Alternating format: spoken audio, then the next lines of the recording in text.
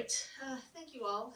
Thank you, Sabo and Kevin, for starting us off in a good way. I'm always so appreciative of that moment because it is about learning and furthering our own journeys of truth and reconciliation.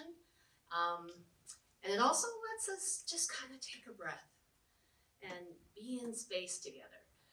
The many lessons that I've learned on my own journey of truth and reconciliation, the one that always sits with me the most is that whenever we are in a space, we are in circle, and everybody who is here is meant to be here. And so I'm just so grateful to all of you for joining us today, and I do want to acknowledge Cowboy Smith, who created our land acknowledgement, for coming in and joining the circle today and spending some time with us. For me personally, it's been a while. For those of you who may not know, I had the opportunity to take a bit of a sabbatical, a residency. I was in Toronto, March, April, and May in residence at OCAD University at the Cultural Policy Hub as a policy fellow.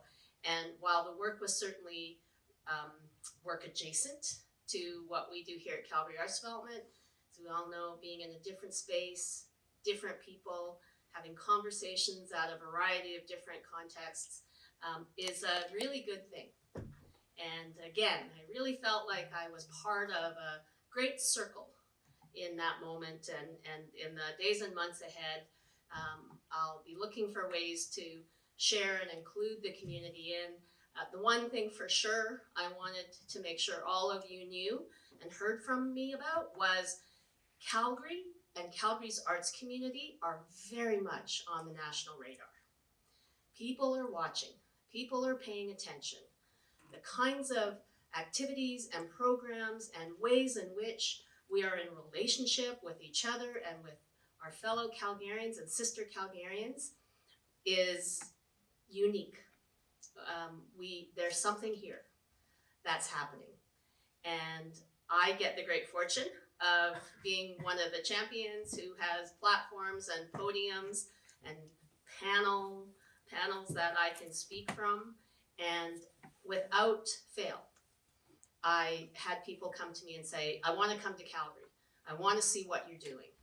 And so I offer that to you to just, I want you to know you're just really doing the work, and you're fighting the fight, and you're keeping on. And I know there are those days where it is really hard.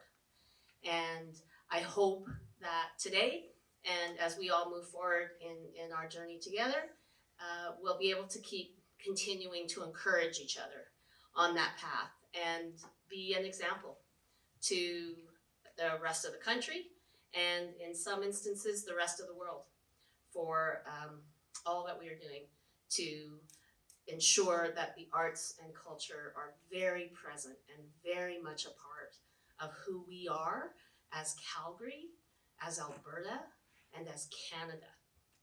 And artists will lead the way in this. So, you know, everyone's had first 18 days I was in Toronto. We're gonna go so over an hour, Helen. I'm sorry. Buckle up, settle in, folks. I hope you brought water with you. First 18 days I was there, Doug Ford's government was elected by a landslide. Donald Trump, first day of his first round of tariffs. We had a Liberal leadership election. Then there was a federal election announced. Then elbows up and Canada sovereignty. And there was zero conversation about Alberta separatism. Zero. As a matter of fact, Quebec separatists were saying, I'm willing to set aside my views in order to put Canada first. 18 days, all of that happened. And through all of it, I was like, artists got to be at the front of that. They have to be at the front of that bus. This cannot only be about trade sovereignty. I was reminded, they don't live in an economy, they live in a society. So if all we do is work towards a better economy, and we do need one, by the way, if all we do is that, and people are living better, affordability is at a better rate, we're finding homes for folks who need it, and good jobs and good pay, and then what? And if we're not working absolutely in parallel from a cultural sovereignty, a society perspective, then all of that good economy stuff is for naught. What are you going to spend the money on? How are you going to gather and celebrate your good fortune? How are you going to be in space together and share messages and feel connected to one another? That's artists. That's those of you who are leading arts organizations and institutions. That's cultural workers. That's craftspeople. We are the storytellers. We are the meaning makers. We are the sense makers. You know, elbows up. An artist made that t-shirt. And oh, by the way, it was an artist who promoted it on TV. Was it going to mean anything if some random CEO from one of the towers in Toronto had that t-shirt on and said elbows up? No. You are it. You are the ones. And so I really encourage you to keep on keeping on, because we really need you right now. We need your voice. We need your vision. We need your courage. And so on that note, we're going to talk a little bit about 2024 and all the good things and some of the challenging things that we discovered through the work that we get to do with all of you. And then we're going to have our poet laureate, Sean Thistle, share some incredible words with us. And we're going to have some Q&A, and then we're going to have an opportunity to catch up, and you can all let me know what's been happening the last 4 months while I was away. So that's what we're going to do. So think about any of the questions that you might have. The team is all here in its glory, so we'll do our best to answer any questions that you might have. The slide you see here is just a very small variety and sample of arts experiences that were available for Calgarians, to Calgarians, with Calgarians, by organizations that receive grant investments from us. We do our best to ensure that our programs are able to reach to and respond to as wide a variety and diversity of organizations. We're guided by equity, diversity, inclusion, and accessibility. And most Calgarians, even those who are not highly engaged with the arts, value the role of the arts in creating a vibrant city and in making Calgary a better and more beautiful place to live. 86% of Calgarians actually reported that in our last citizen engagement survey, 2023 or 24? 23? Recently. 24, because it's in our annual report, so. Measures, because we always like to measure, we always like to report to our stakeholders. We granted $14.9 million into the arts sector through 659 grants. You can see how that investment spreads out into the community, supporting more than 41,000 arts experiences that had a total participation of over 5.3 million. When we share that with people across the country, they cannot believe it. And it's like Greg and our team, Stephanie and the team, they scrub these numbers. So this isn't like, you know, of which 2 million are people watching the Stampede Parade because some group that we supported was marching the parade. It's not that. These are 5.3 million and a city of 1.5 million. So that's pretty great. This slide and the next, you'll see the list of our programs. And so the various ways that we take that 14.9 million and spread it out over a variety of programs from our very largest, the operating grant program, to the remaining, including the project grants for arts organizations and individual artists, the Future Focus program, which is being replicated in other jurisdictions, Toronto and I understand Winnipeg. That was a Made in Calgary program that we started here, as well as grants with specific focus on equity deserving artists as in the Original Peoples Investment Program. And then of course we have ArtShare, grant investment programs that promote cultural activation and tourism, like the Cultural Activation Fund, and grants supporting art for social change, like the Changemaker grants.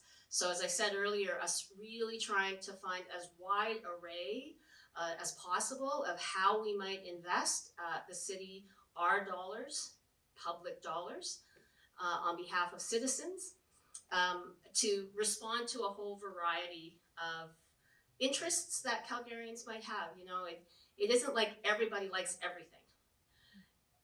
Everybody likes some things, and everybody doesn't like some other things. And so it isn't about any one program or any one project. It's about looking at it on balance, on its whole. Are we providing an array of, or supporting an array of organizations and artistic activity and cultural activity that is about and for and with Calgarians? And I think these numbers show us that we are. The arts contribute to... Go one more. Oh, go one more. Thank you. Probably supposed to watch that. The arts contribute to a more vibrant downtown and enlivened neighborhoods in every ward of the city. There's a chart that you'll see later on that shows where people come from to experience the arts, and it is truly every ward of the city, where in various parts of the city arts events that we are supporting take place, every ward in the city. So this isn't just about downtown or just about the west side or the south side. It is everywhere.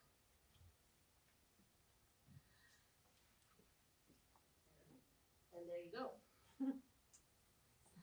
The arts provide jobs and generate revenue as part of the creative economy, which is the fastest growing economy in the world, continues to be. Total number of artists hired in 2024 was over 13,400, and the total number of full-time equivalent arts workers was 736. Arts organizations that we invested in had an accumulated revenue of over $159 million and a direct economic output of almost $162 million. So remember when I said we don't live in an economy, we live in a society? It is not either or.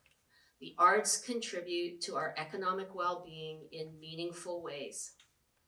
And so this whole question of nice to have and need to not have, all that kind of stuff, my invitation to you, if anyone asks you about that, is the train has left the station on that one. If these kinds of images and numbers and stats, over time, by the way, because we've been monitoring this now for, I think, almost 10 years, is consistently, even through downtimes like COVID. So to say we're not pulling our weight, to say that, oh, well, you get it special because you get grants, you get all these other things, okay, go find somewhere else to generate economic output of 162 million with an initial input of 14. Go find somewhere else that provides 41,744 experiences for 5.3 million people, many of which were free or accessible events.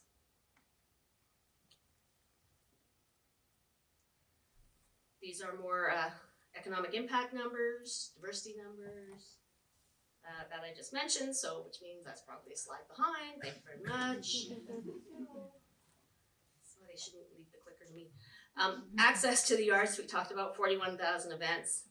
Of those, 7,974 were for youth, with an attendance of over 211,000 young people.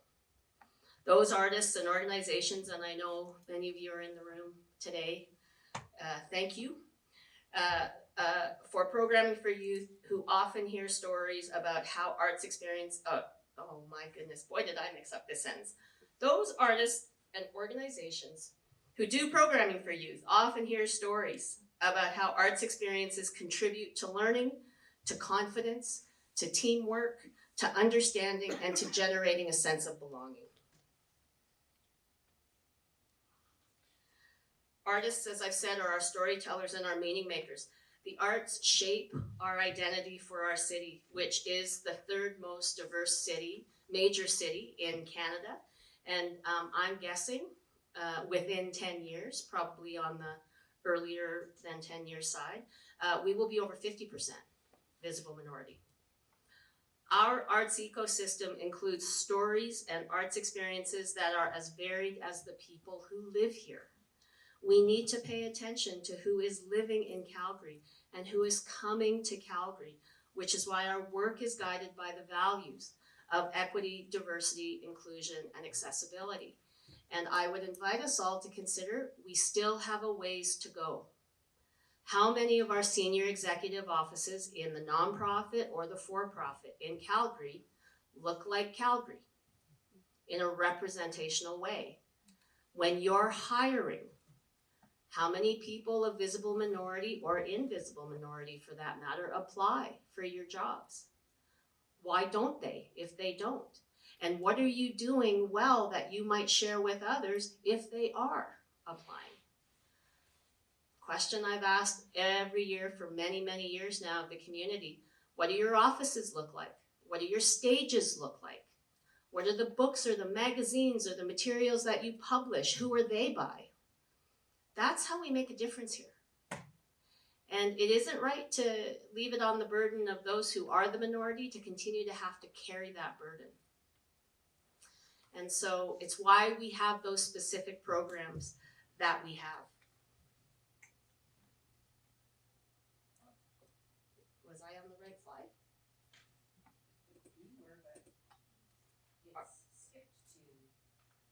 Art equals belonging is supposed to be somewhere, right? Yeah, but we skipped to 11. So I'm just going to talk about art equals belonging anyway, because I can. So there's a slide here that says art equals belonging, and it'll probably come up somewhere in the rotation. As I said, we need artists now more than ever. Artists, the arts, respond to our times. As the world becomes more fractured and polarized, art is one place we can help close the gap and help people discover their own way of meaning making and sense making. You know, we celebrated Sable and a number of other people in our team work in a variety of capacities, both as arts workers as well as artists in their own right, particularly in the public art program that you'll hear about. All of the work that I've seen is so resonant to our time. Sable's play is so resonant to our time. And that's an artist's voice. And Sable's been working on that play for years, by the way. So not only is it resonant today, it was resonant back then when she first put the first word to paper. And so there's a longevity and there's a runway of meaning and sense making. That's what the arts do. That's how the arts can help us feel more connected and less lonely. And, you know, goodness knows I think we need to feel less lonely in this moment, which is why it makes total sense to me then, 41,000 events and 5.3 million attendees. This slide's gonna stay. I'm gonna talk now about the creative economy, fastest growing economy in the world. Supporting initiatives like Rise Up and Chinook Blast in partnership with other city builders and civic partners like Tourism Calgary, Calgary Economic Development, the City of Calgary, and the Calgary Hotel Association. We help support opportunities for Calgarians to experience events that range from small pop-up performances to large-scale spectacle events like Chinook Blast that once again drew hundreds of thousands of people downtown. Additionally, in 2024, we launched a new brand for our city, the Blue Sky City. And one of the first ad campaigns that came out that we had the opportunity to collaborate on with Tourism Calgary was Blue Sky Art, Blue Sky Artists. And they featured local artists inside this series of ad campaigns. And Tourism Calgary and the ad agency who led that effort won an international advertising award for it. Again, featuring artists from here. And so that's the kind of lift that you are helping to create for our city. Cultural spaces infrastructure projects. So now we're gonna kind of jump into some of the more specific initiatives in 24 that revolved around some of the issues and items that the community raised. And spaces is always one that we talk about. This report was commissioned in 2024 and has just been published last week. And findings included that there's been landmark investment into anchor institution cultural spaces for the past 20 years. And we're just now beginning, well, we've seen the opening of the National Music Centre and the Central Library. We're going to see Glenbow come on stream, the Workland Centre. There is a huge concentration of arts infrastructure in the downtown that is really starting to, again, reassert arts and culture as part of the identity of Calgary. There is ongoing unmet demand for small to mid-sized organizations and individual artists. And since 2016, Calgary has lost 212 cultural spaces, and many more are at risk.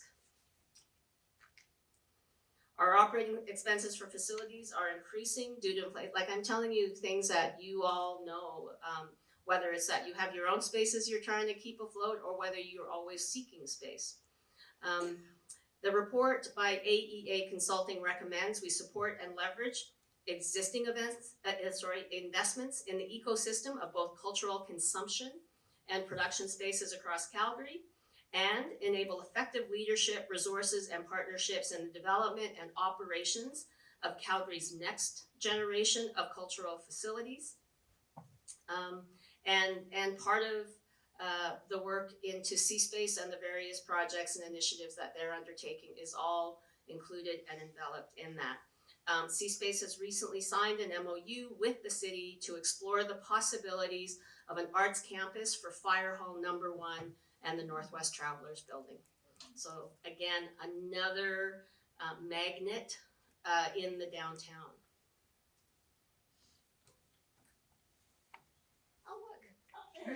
There's arts equals belonging. Note to self, check my notes for tomorrow, because I get to do this again with City Council. So we talked about this, but I'll let you see the image. Harmony the Musical was a brand new company who produced this project, and it was just extraordinary. And it was at the Bell Concert Hall, first time out. And again, when you see community come together and tell a story of people who look like them, who look like me, it has an incredible impact on folks. All right, so with that, I'm gonna stop talking because I knew this was gonna take time, and I was like, oh, I can't stand up there. It'll hurt people so bad that I wanted you to also get to hear from the incredible members of our team who are also contributing, along with those that you won't hear from today necessarily, but I hope you'll have a chance to speak with in the lobby later. Kirsten Schrader is the Director of Public Art for us, and I'm going to invite Kirsten up to say a bit about public art.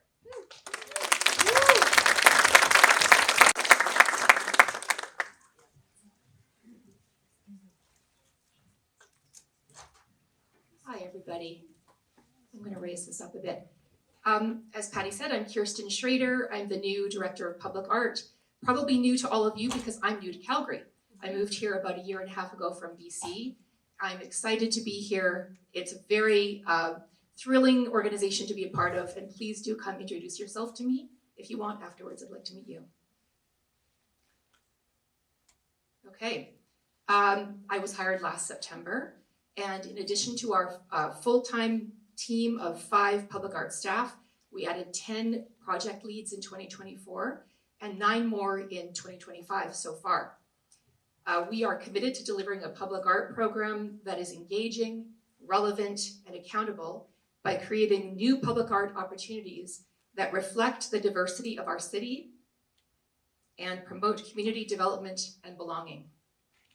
A priority for us is to work with communities that have historically been underserved as part of our pledge to Indigenous reconciliation, racial equity, disability justice, and gender and sexual diversity. Through partnerships with each of the Treaty 7 nations and Métis Nation Districts 5 and 6, we aim to tell the past, current, and future stories of Mohkinstsis. The city has allocated funding for each of the Treaty 7 nations and the Métis Nation of Alberta. Engagement for these projects is beginning, and CADA is working to ensure that the public art projects are guided by the needs of the nations and stewarded by Indigenous project leads, some of whom are here today. On this slide, behind me here, you see one of the art buses, a public art project that commissions local artists to use Calgary city buses as their canvas. There were 7 art buses last year, and we just launched, was it last week? 7 new designs on 14 buses this year. They are fun because they're like traveling art shows that go to every corner of the city. Calgary Arts Development is focused on developing public art projects that can reach and engage communities in every ward, like Patti said, like the art buses I just spoke about. We have a large portfolio of over 40 public art projects on the go and are launching several more in the coming months. As many of these are capital projects, they're scheduled over multiple years, so you'll see year after year, we'll have more photos to show you. Our public art programs span a wide range from activating the existing civic art collection, such as the digital billboard project you might have seen, to commissioning new artworks, such as the image on the slide behind me, which is Jared Sitter's 3 mural panels in Chinatown called The Bison and the Dragon, Untold Tales. We also offer educational opportunities for the public, including in elementary schools with our City Hall Schools program. We are deeply committed to supporting artist development through robust programs such as mentorships and artist residencies to help artists grow, experiment, and thrive in their practice. There's so much more I could tell you about public art, but in the interest of time, I'll leave it at that and invite you to check out our website. Thank you.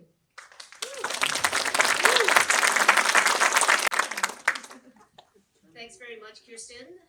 And again, do take her up on her offer of I'm really glad it doesn't say something bad. Whatever. Okay, so.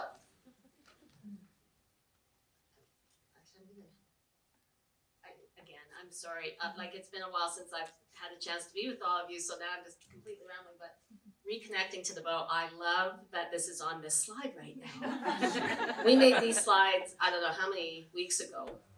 And then of course today, there's a news item about we shouldn't spend money on people going to listen to bow. And that project was a public art project, temporary, $65,000 out of $15.5 million that we spent. And what I said was, you know, again, we don't invest in projects where we have to say it has to be good for everybody. And everybody has to like it. And what we invite you to do is think about the investment on balance. $15.5 million, because I'm looking at the public art program in addition to the other investments and sponsorships. And $65,000 was to give people a chance to be reminded of the importance of water to not only Calgary, most especially Calgary, but to the world. And as we're looking at these wildfires, as we're thinking about First Nations reserves that still in 2025 don't have access to clean water, I think it's a pretty good investment if 4,400 people took the time to call the number and hear what the beautiful bow sounds like. I don't see anything wrong with that. And I think it's a wonderful way to invest public dollars for the public good and public benefit of learning how lucky we are to have water. Woo. Well, and again, right, that was 2 artists who came up with that project. Wasn't me. I just get to respond to it. But it's artists who create that catalyst, right? That's what you do. It's really special. So, rah rah, Patti's your cheerleader, I'm your champion, I will go to the mat, I will fight for you, and I will convince others. Nevertheless, I don't forget the challenges and the conditions in which all of you are creating and making and sharing and expressing in. And what we learned in 2024 was that in spite of it all, the impact, the value of our grant investments, growing the overall state of the sector remains a concern. The gap between revenues and expenses is growing.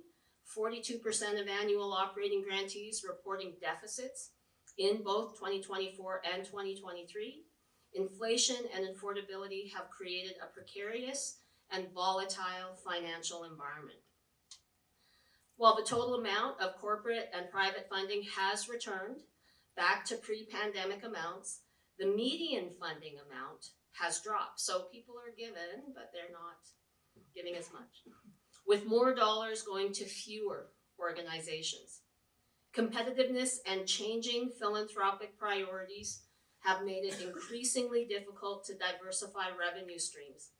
While total audience numbers have increased from 2023, and you'll hear more about that in a moment, how, when, and why audiences attend has shifted, making the predictability of budgeting for earned revenue more difficult. Federal and provincial grant funding has remained generally stagnant for operational grants and is losing ground to inflation. Organizations who own or operate facilities are significantly more likely to be at high financial risk, with many spending an average of 40% of their annual budget on facility operating costs alone. So, you're doing all this great work. We managed to increase investments marginally, but these challenges still remain. And these challenges still remain, I fear, for the long haul. This is the long game. This is likely the next 10 years. And so how do we work as a community to think about those different ways where we can continue to be the inspiration and have the impact that we do as a community for the benefit of our citizens and city broadly, knowing that we face these challenges. And so this is our current strategic framework. It's inspired by a Treaty 7 World Indigenous view. Folks like Kevin Littlelight were a part of the creation of it. Our work over the current 4-year plan focuses on purpose, people, community, and resources. We're taking an ecosystem approach, recognizing the arts sector as a complex system that includes everything from individual artists to small and large organizations, venues, events, arts education, and many inputs and outputs at multiple scales. Our work is guided by the values, as I've said, of equity, diversity, inclusion, and accessibility, and supports City Council's strategic priorities, particularly those related to economic resilience and social resilience. Also, though, climate resilience, as we explored ways to measure and help curtail the carbon footprints of various players in the arts ecosystem through the Creative Green Tools program and other initiatives that we're exploring through public art, like I just talked about, reconnecting with the bow. So those two slides in particular, I want you to know we're sharing with City Council tomorrow. So while we will celebrate the community and all that you have done in 2024 with, we hope, some help from us, it is a challenging road ahead. And now is not the time to take their foot off the gas of supporting arts and culture in Calgary. As a matter of fact, we need to push down on the gas. As I said before, we have the Workland Centre, we have the Glenbow coming on stream, we already have major cultural institutions, Fire Hall, Contemporary Calgary's looking at doing something, the National Access Arts Centre is looking at building a new space, and they're getting the money to do it. And the question I have is, to do what? So you build it, and then what? We cannot let our foot off the gas. And I would encourage you, and I'll say it again at the end of our time here in the theater, we have a municipal election coming up. We have generally low voter turnouts. If all 10,000 artists who identified as artists in the Statistics Canada report vote, you will choose the next mayor, for sure. You will choose the council that supports arts and culture. So I invite you to think about what you're gonna do on October 20th. And it's not about who you vote for, it's that you vote. It's really important that you do that. And if you do have candidates that you want to support, then support them. Knock on doors. Make a donation if you can. Design their posters. Help them come up with campaign slogans. You can do that. It's not hard. And you will be richly rewarded in the next 4 years. So, Create Calgary is back up and running. They're meeting with candidates. I see some in the audience tonight. They're here to hear from you. So make sure they hear you. Make sure they know all the stuff that we just put up here. All of this is public. It'll be on our website. It's on our website today, as a matter of fact. So that's my soapbox moment. And I'm now going to thank you. We're in the home stretch. There are a few other pieces of information, again, based on what I just shared with you, that we want to be sure you hear from us on, and that you kind of can ask more questions on. So I'm going to ask Melissa and Greg to come up, Melissa Tuplin, Gregory Burbage, from our team to share 5 things about the arts. Woo!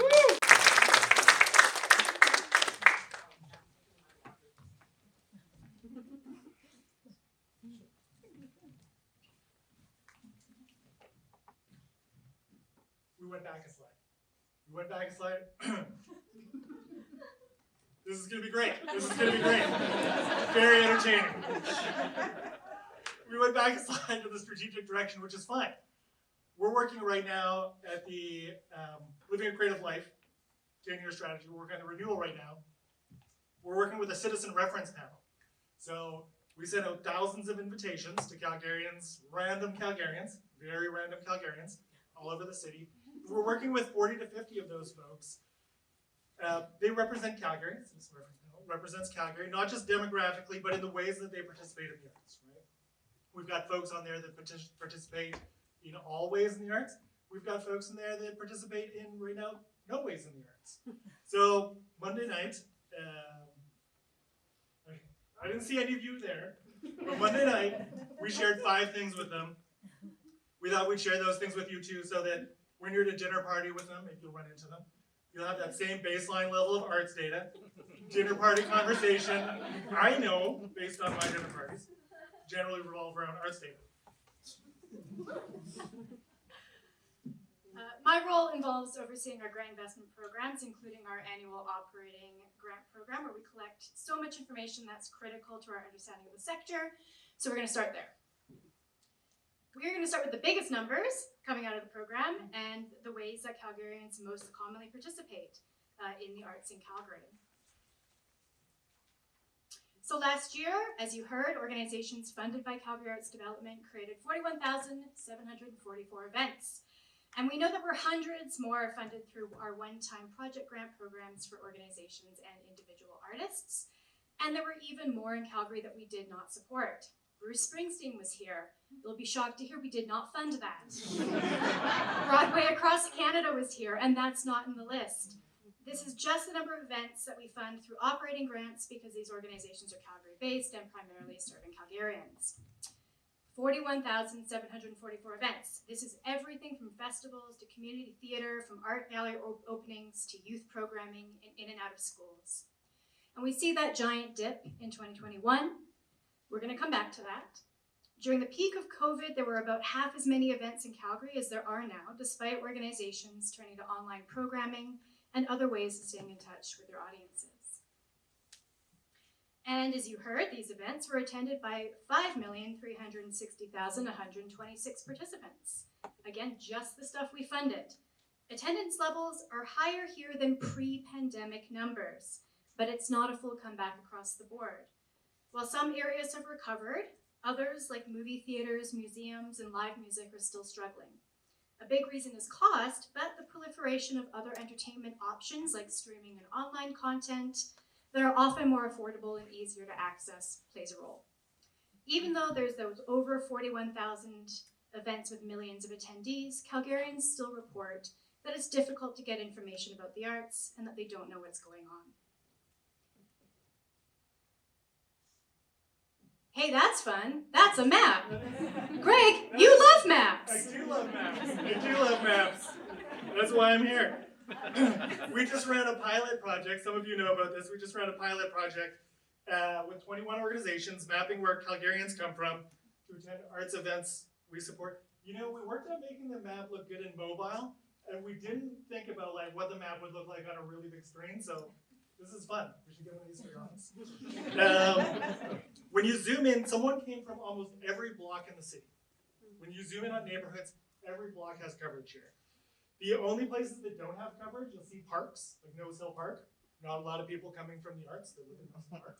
And then industrial areas, also not a lot of coverage. Everywhere else in the city, attendees coming from those places. When we survey over 1,000 random Calgarians across all parts of the city, 89% are participating in the arts, either through observing, so like listening to music at home, watching movies, reading books, attending things in person, or making their own art. Only 11% of Calgarians are not semi-regularly taking part in things. Greg, is that because 11% of Calgarians don't like the arts? Are they just curmudgeons? I am a curmudgeon. But I attend a lot of arts things. 11% aren't participating in the arts. That number's up from 9% just a couple years ago. It is not because they're grumpy like me. Because the number increased and a few more people aren't participating, we asked them very specific questions about why they're staying home, and not at least turning into Netflix. Like they're not participating in the arts in any way. Rising costs, economic challenges affecting Calgarians and Canadians in general. It's not a shock that affordability is the biggest barrier, top two things. People have to be more selective about where they're spending their money and their time. Money is not the only thing. Time's another matter. 4 of our top reasons for not participating in the arts are time related. We did some recent research conducted last year by Stone Olafson. Lets us know that the average Albertan has 16 hours a week of discretionary time. As the number of entertainment options continues to proliferate, including those at-home options we keep talking about, competition for people's time becomes more fierce. Right? Arts organizations have to offer real value for money, not just in terms of price, but the challenge isn't just affordability, it's proving that an arts experience is worth time and very limited attention. As you know, we also fund individual professional artists, and it's not just an audience problem. In our recent survey of arts professionals, more time to create work was the top response when asked about additional resources that artists need. Not money, not space, artists are also challenged by fitting everything into that arbitrary 24-hour day. As you know, most of our funding we provide is to arts organizations and professional artists. But something that we are paying attention to is the rise to crafting and personal arts creation that is having potentially a massive impact on the overall arts landscape. Living a creative life as an art strategy is about enabling all Calgarians to live creative lives, and increasingly they're doing that by making art themselves. We see this more and more every time we survey Calgarians. There are several data sets and research reports globally that have reported on the growth of crafting and personal arts creation in the last 1 to 3 years. Self-directed activities like crafting, personal artistic practice, and DIY projects surged during the pandemic, but that's over and they haven't faded away. 2022 was peak pandemic, people were in their homes, they had more time to learn guitar or the bass if you're the mayor, but personal creation is even higher now. These activities have become part of people's routines, often as a way to relax, de-stress, or even connect with others. 10% of people in Calgary played music for some sort of audience. 7% performed for an audience through theater and dance. Yeah, I didn't. But, obviously. But my neighbors Ken and Maddie, just this week, they are not professional artists, They were in a dance recital. They're my next door neighbors. All kinds of people are participating in dance.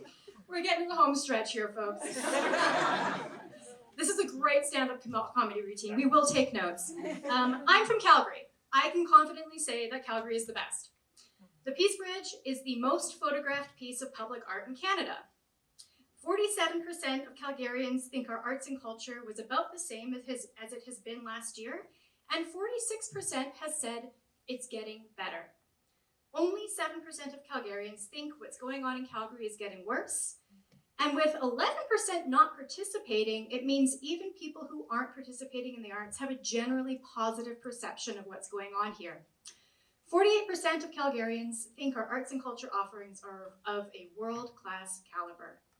Artists are on the same page, with 43% agreeing that Calgary's arts and culture offerings are world-class.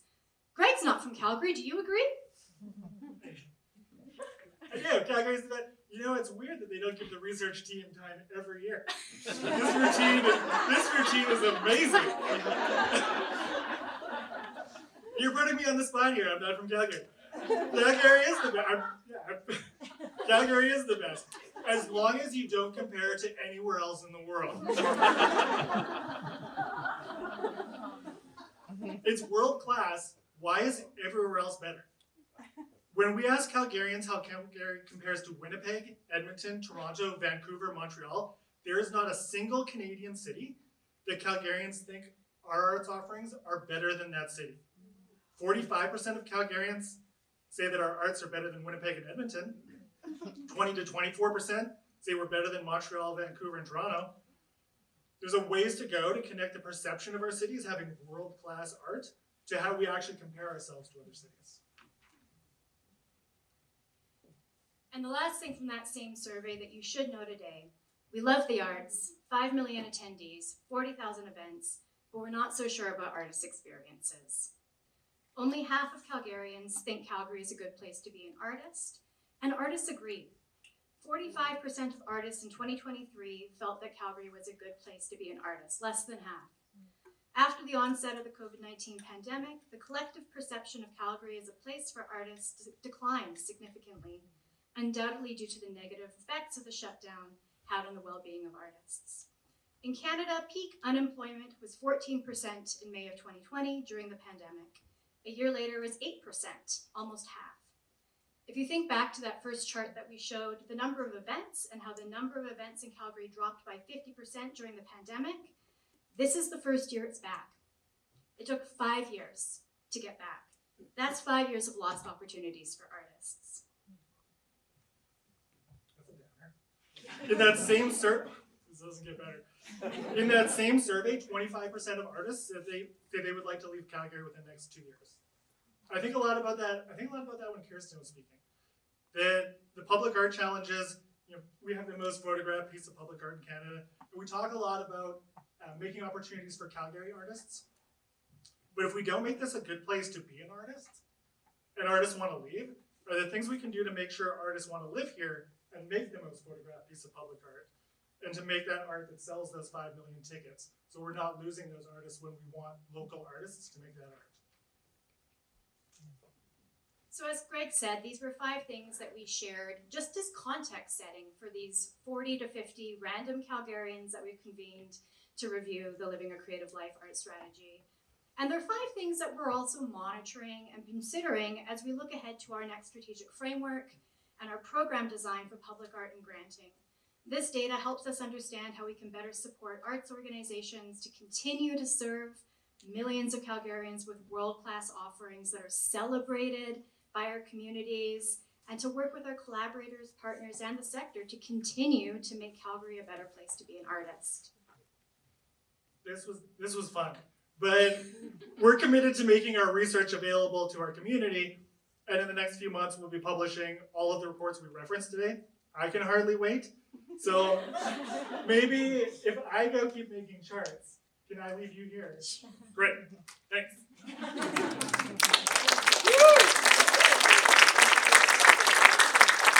That's what we call living a creative life. That's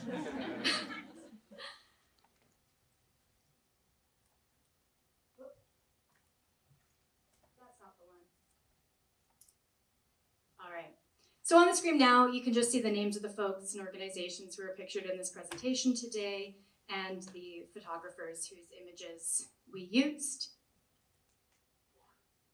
To end on an artistic note, and before we do our full closing, I would like to invite our dear friend and our current poet laureate, Sean Thistle, to come share a poem with us.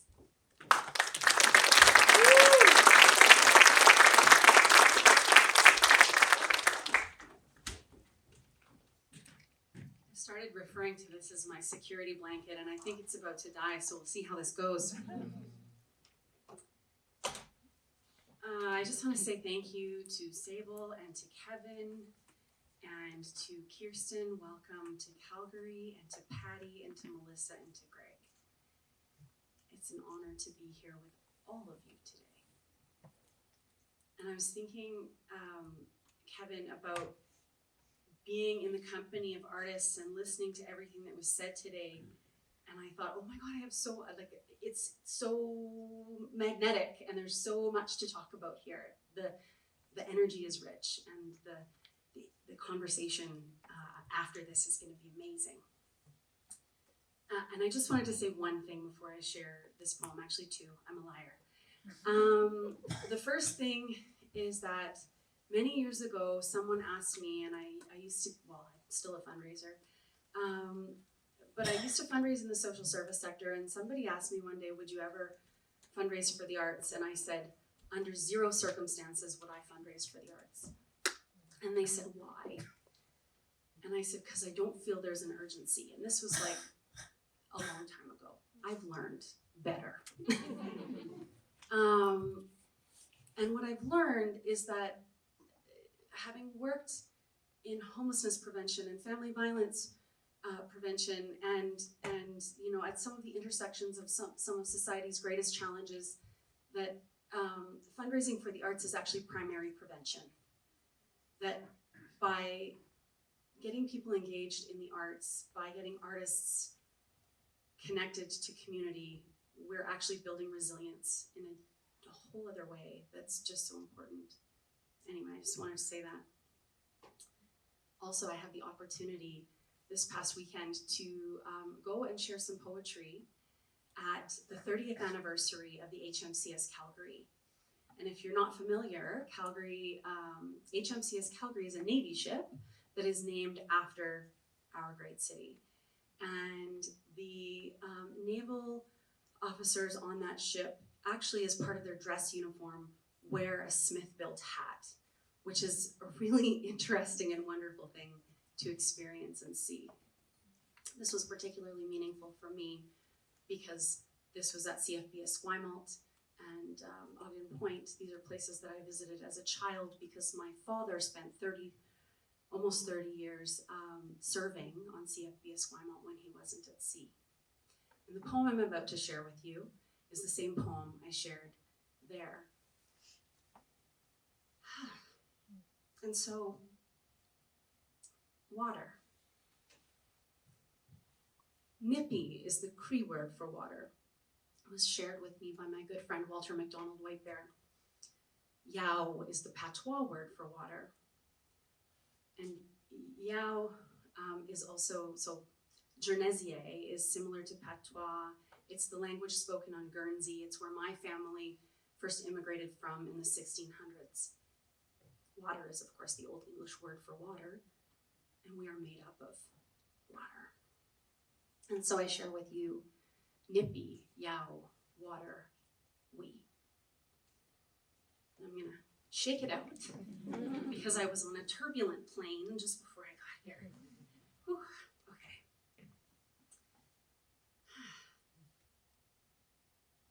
Before my feet splashed in salt nippy pools and tiny crabs tickled my toes, or child-strong legs ran house to lake shore and we swam into the deep dark night.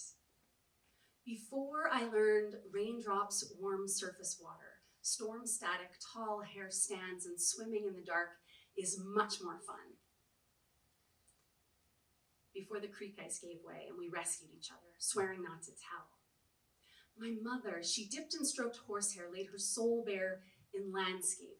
My father escaped school, enlisting in something much greater than himself.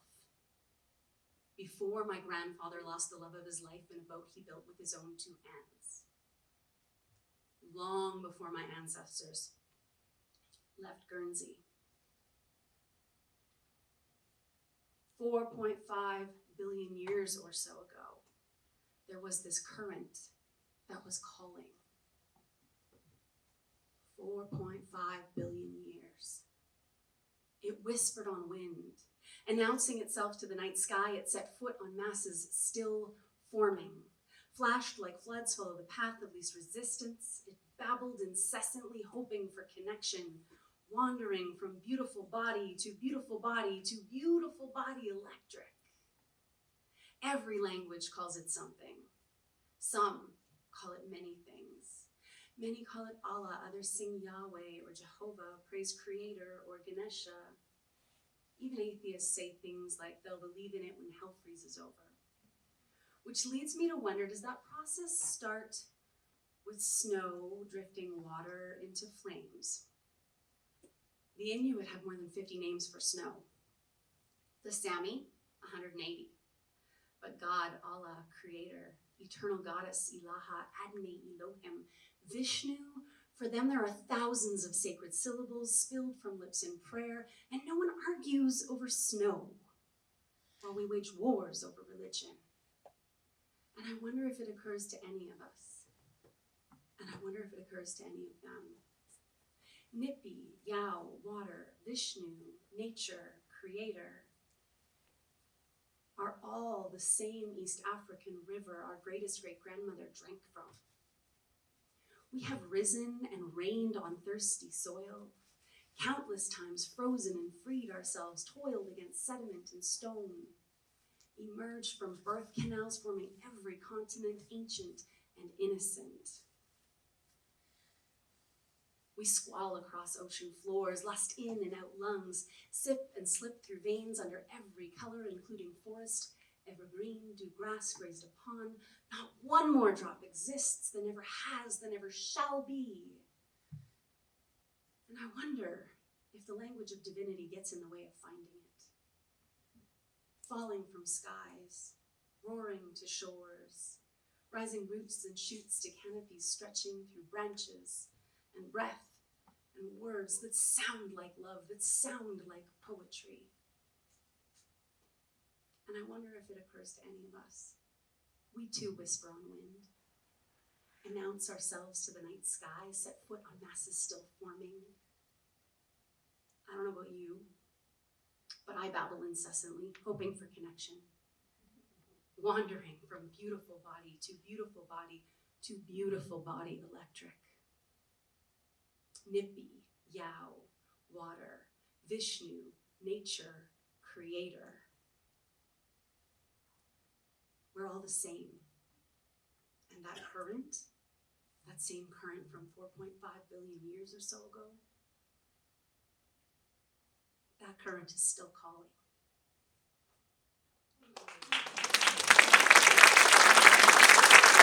Thank you. I forgot to thank Janice.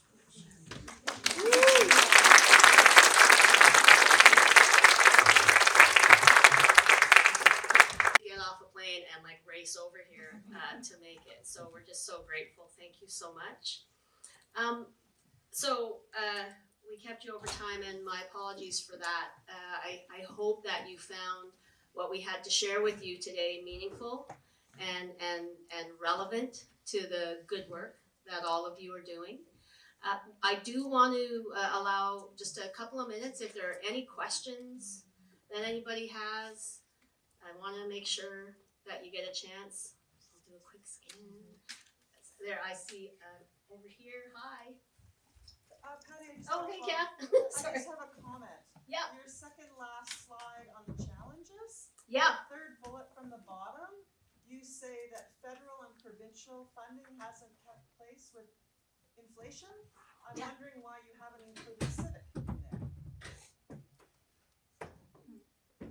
Sorry, I'm going back, and Melissa's going to answer the question, or And I'll repeat the question for those who didn't hear. The question is why we didn't include municipal.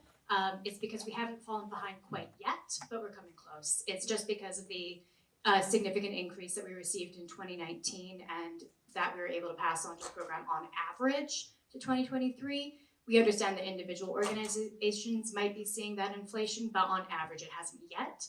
And as we look ahead to our 2027 budget request, we'll certainly be considering that. Yes, Kathy? If you're presenting this to City Council, though, I would suggest as a recipient that we are all experiencing that our funding has not kept pace with inflation. So Absolutely, it yeah. would be an important message to present to council. No, we appreciate that feedback. Yeah, thanks, Melissa. Thank you very much, Kath. We will. What I want us to do, though, is be able to show that in evidence. And what we can't show yet is that the city investment has not kept up. We know that maybe the distribution, there may be other reasons, and we'll be sure to raise that. We want to be able to have the research to back it up. And so that's why we've referenced provincial and federal for now, and why we'll share it in that respect. But rest assured, we will be going forward to the 4-year budget case in the fall of 2026, seeking an increase. And we'll be spending time between now and as we craft that 4-year case, working with the community to get the specifics and the relevance about what those dollars should go to and how we continue to support the community and the city and citizens in the good ways that we are. I'll add one more comment, which is we've also gotten access to a new formula for inflation modeling. And so Greg and I are going to be spending some time over the summer digging into that, and that will also help us come up with that kind of evidence base that we'll be bringing forward to municipal council. Sue and Hi, Oksana. Hi, Oksana. Your comment earlier about acknowledging if Calgary's not a city right now that artists feel that is a good place for artists to be. Do you already for 2025 have a target list of things to explore, or are you still in the stage where you need to figure out what the things are to target? specifically for artist experience? Yes. Not quite yet. One of the things that we've added is we're entering our second year of a 5-year longitudinal study of 500 artists because the thing that we've never been able to measure is whether or not artists are actually leaving. And so that allows us to follow the same 500 artists over 5 years regardless of where they go and actually understand where those shifts are happening or really if it's just I'm mad but people are going to stay anyways. So that was one of the things. And then we'll be looking to the community as we start to develop our strategic framework to understand where the lever points might be to better those experiences. The Arts Professional Survey that will come out in a couple months or so will dig much further into what artists are telling us could be better about their lives here in Calgary. Thank you. Yeah. I saw Sue. Yeah. Yeah, I wonder if I might invite reconsideration of a term that has been used a couple of times, perhaps intentionally, but in the spirit of belonging and in the spirit of increasing diversity and honoring so many of our participants and artists and arts workers. I'd love for us to think really long and hard about whether the word citizen is the right word to use when we're talking about people with whom we engage in the arts, because not only of some of the actions of the GOP administration that have a lot to do with belonging and papers and things like that. So I'd just like to invite a reconsideration of use of that term to represent diversity and the sense of belonging that we want to create for all the people we exist to serve. Duly noted, and thank you for that. Well, absolutely. And I hear you around what we're seeing in the South and the risk of having those kinds of actions and considerations make their way here, which is a very real concern. So thanks for that, Sue. One other thing, Oksana, is around artists' conditions. Part of the creative economy work is also artists need to get more work. They need to be paid. They need to be paid better. by all of us. You know, I'd invite you to consider what it means to pay an artist a living wage when they're a gig worker. That's one of the things we're looking at. That's part of the work that I looked at during my time at the Cultural Policy Hub. This issue of artists are below the poverty line.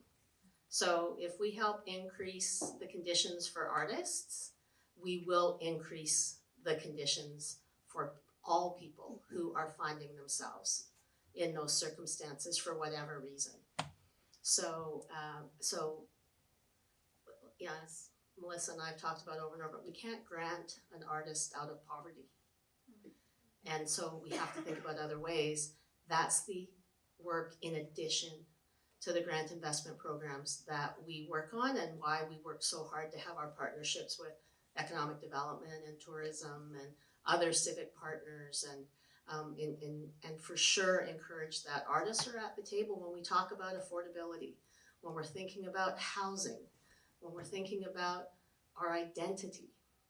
Artists should be at those tables, and they should be paid for the expertise that they bring. So those are other ways we're trying to create the conditions where artists might feel it's good for them to stay. Any other? One more over here. So let's do this as the last question, and then we'll all move to the lobby. Oh, there are two more questions, and then we'll all move over to the lobby. Hi.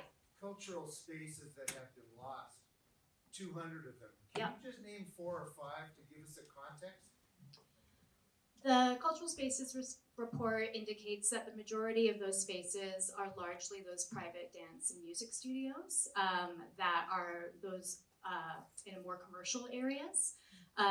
Over the last 10 years, we don't exactly have a list, but I can certainly go back to our consultant and name those, but we do think that those are the most significant ones, yeah. And I didn't see the hand raised, so I don't know who asked the question. Oh, Jeremy, hi. Welcome. It's a bit of follow to the last question in terms of Yeah. some of the recommendations from that cultural spaces assessment. Like we know a lot of key infrastructure like Evergreen we're losing and whatnot. Yeah. Is there a wish list or even a capital need yet that you're prepared to bring a business case for? That's the next step of the report. Within the report from those two larger recommendations are 8 strategies that then have a number of recommended actions attached.